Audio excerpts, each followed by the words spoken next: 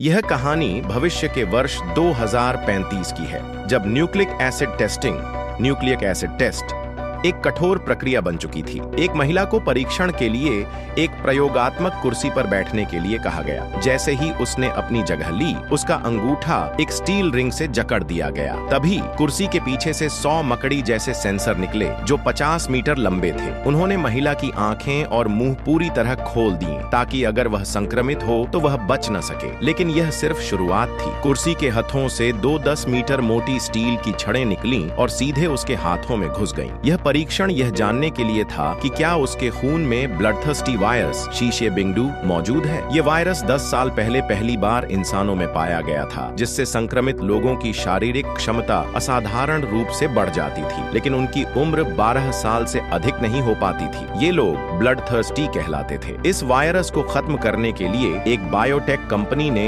एक गुप्त हथियार विकसित किया, जिसे हवा में छोड़ने पर सभी ब्लडथर्स्टी लोगों को मारने का दावा किया गया। महिला को इस हथियार को सुरक्षित स्थान तक पहुंचाने की जिम्मेदारी दी गई थी, लेकिन इससे पहले उसे पूरी तरह से परीक्षण से गुजरना पड़ा। उसके खून ने जमीन पर एक सुंदर आकृति बनाई, जिसका मतलब था कि वह पूरी तरह स्वस्थ इंसान थी। इसके बाद उसे पूरी तरह निर्वस्त्र कर दिया गया, ताकि सुनिश्चित किया जा सके कि वह संक्रमित नहीं थी। जांच पूरी होने के बाद महिला को चेतावनी दी गई कि वह ट्रांसपोर्ट के दौरान हथियार को खोलने की गलती न करे। जब उसने अपनी पहचान प्रमाणित की, तो उसे हथियार सौंपने के लिए एक गुप्त प्रयोगशाला में ले जाया गया। यह जगह बहुत सुरक्षित थी और हर गार्ड के पास हाई वोल्टेज इलेक्ट्रिक बंदूकें थीं। जब महिला ने हथियार लेने के लिए अपनी पहचान सत्यापित करवाई, तो एक वैज्ञानिक ने उससे एक कोड पूछा, लेकिन उसे इसका उत्तर नहीं पता था। असली कुरियर डिलीवरी एजेंट तभी बाहर खड़ा था और अचानक ही सुरक्षा अलार्म बजने लगे। महिला ने तुरंत स्थिति को भांप लिया, हाथ में सूटकेस लिया और वैज्ञानिक को खत्म कर दिया। इसके बाद उसने रास्ते में आने वाले गार्ड्स को भी हरा दिया, लेकिन लड़ाई के दौरान अचानक उसने खून की उल्टी कर दी। उसने तुरंत एक इंजेक्शन लगाया, जिससे वह फिर से ऊर्जा से भर गई। इसके बाद उसने अपने कमर पर लगे एंटी ग्रेविटी डिवाइस को सक्रिय किया और छत से उल्टा लटक कर दुश्मनों को चकमा दे दिया। फिर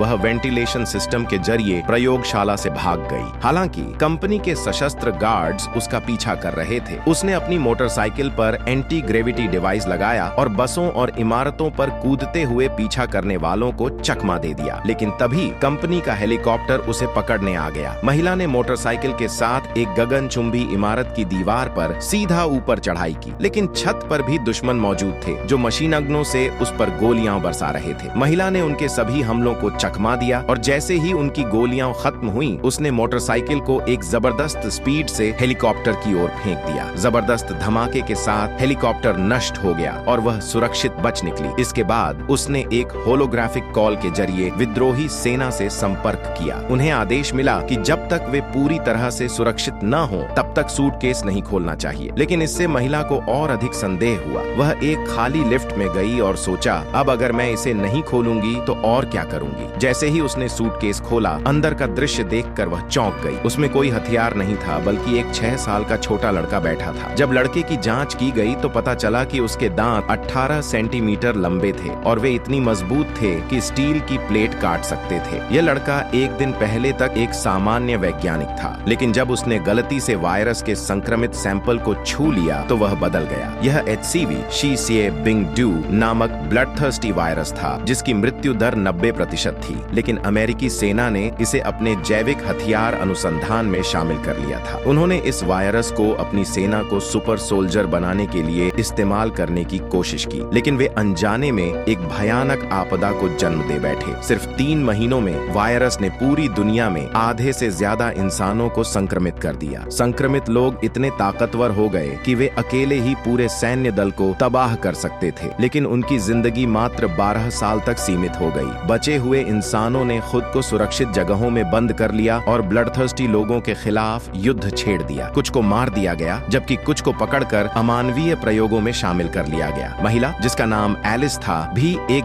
दुर्घटना में इस वायरस से संक्रमित हो गई थी, जिससे उसकी शारीरिक क्षमताएं बढ़ गई थीं, लेकिन उसकी उम्र घटकर मात्र 2 साल बची थी। वह इस बायोटेक कंपनी के मुख्यालय में घुसने में सफल रही और कथित हथियार को चुराने में कामयाब रही। लेकिन अब उसे पता चला कि असल में हथियार कोई मशीन नहीं, बल्कि यह छोटा बच्चा ही था। विद्रोही सेना के नेता ने कहा कि इस बच्चे के खून में एक विशेष एंटीजन प्रतिजीव है, जिसे हवा में फैलाकर ब्लडथर्स्टी लोगों का सफाया किया जा सकता है। लेकिन एलिस का मानना था कि इस बच्चे की मदद से वायरस का इलाज खोजा जा सकता है। सेना के नेता ने लड़के को मारने के लिए ट्रिगर दबाया, लेकिन वह तब हैरान रह गया जब उसे एहसास हुआ कि एलिस ने पहले ही असली लड़के को एक होलोग्राम से बदल दिया था। अब एलिस बच्चे को लेकर भाग रही थी, लेकिन जब वह छत पर पहुंची तो वहां पहले से 100 ब्लडथर्स्टी लोग इंतजार कर रहे थे। एलिस ने शांति से बातचीत करने की कोशिश की, लेकिन उन्हें उसका प्रस्ताव मंजूर नहीं था। लेकिन वे यह नहीं जानते थे कि एक अकेली औरत जिसने 6 रहस्यमयी जीवों से लड़कर जीत हासिल की थी, उनके लिए कोई आसान शिकार नहीं थी।